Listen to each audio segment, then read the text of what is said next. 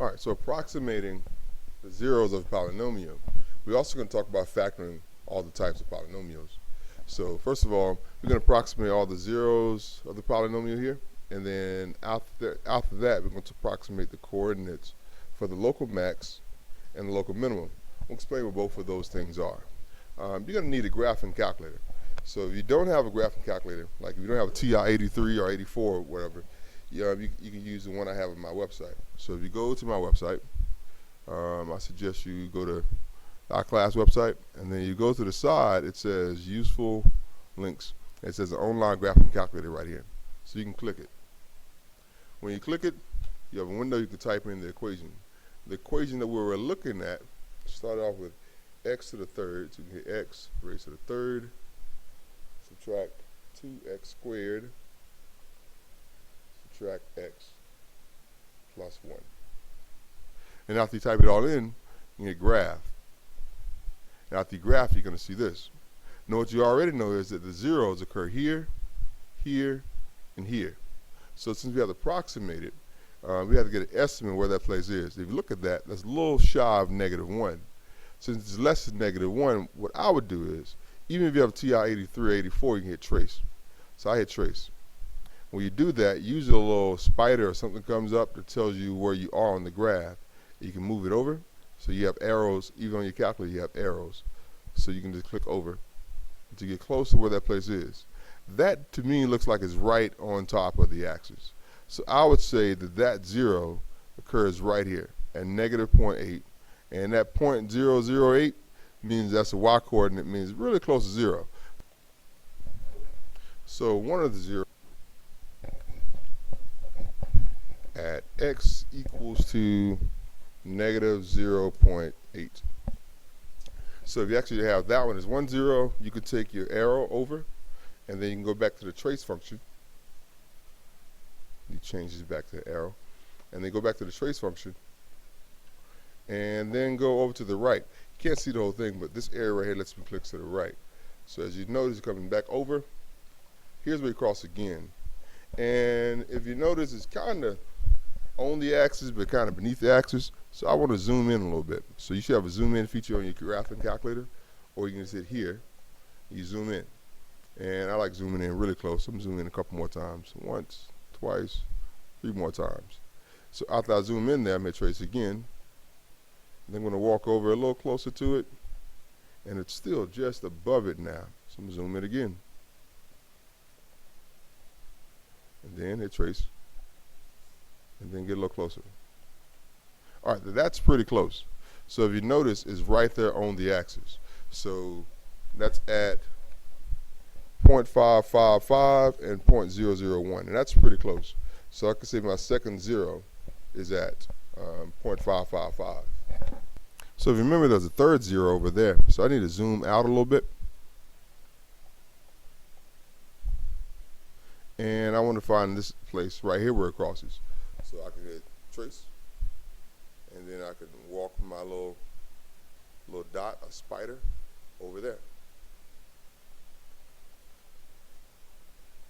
You're going to see that that's really close to, this is at 2.25 and 0.016. That's a pretty accurate answer. So my third zero is basically when x is 2.25. Are they exact? No. Are they good estimations? Absolutely. So these are approximate zeros. So if you ever need to find approximate zeros, you can do that. You can do that with actually using your calculator. Okay, so let's go back to where we started here. So our zeros were x equals to -0.8, x equals to 0.55, 5, and x equals to 2.25. Roughly where those zeros were. The second part says approximate the coordinates for the local max and min. So let's go back to the graph. Let's clean up those answers. The coordinates for the local max is this point. This point we call local max. Why do we call it a local max? In its area, it is the highest point. It is as high as it gets in its area. It's not an absolute max. This graph doesn't have an absolute max because after it goes down, it goes back up. And it never comes down again. It never stops rising. So you have no absolute max. Only time you could have absolute max is if you had a parabola pointing downward.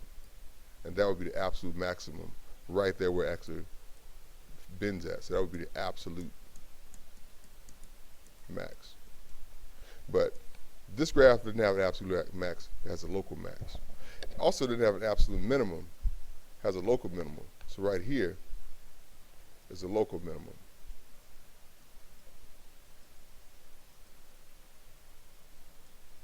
The reason why I call it local minimum, in its area, it is its lowest point.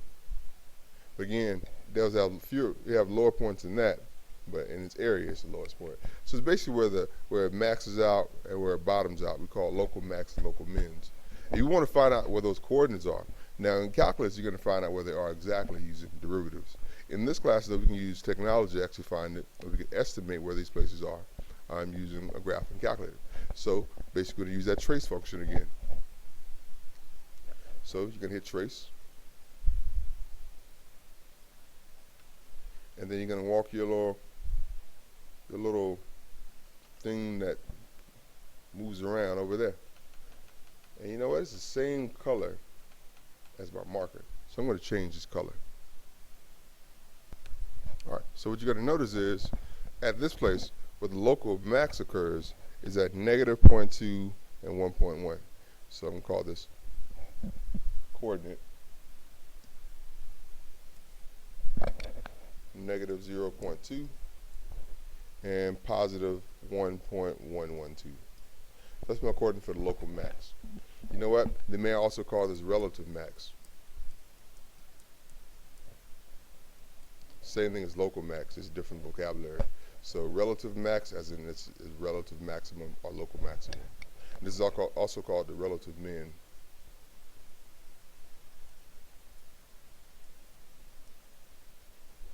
And if you walk the tracer over,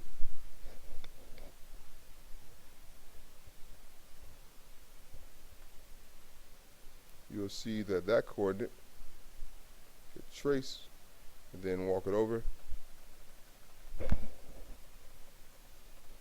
That coordinate is, I'm going to zoom in a few times to get a better picture. Trace, and come over here.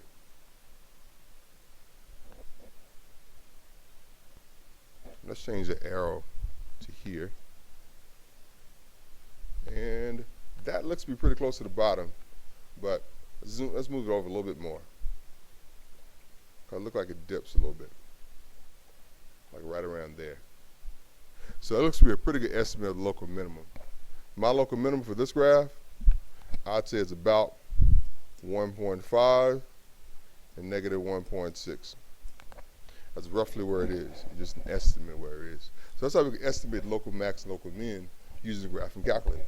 Got nothing else to tell you about that. So if they ask you how to find those things, that's how you find them. You can make up your own problems and estimate those things if you want, but that's the process to it.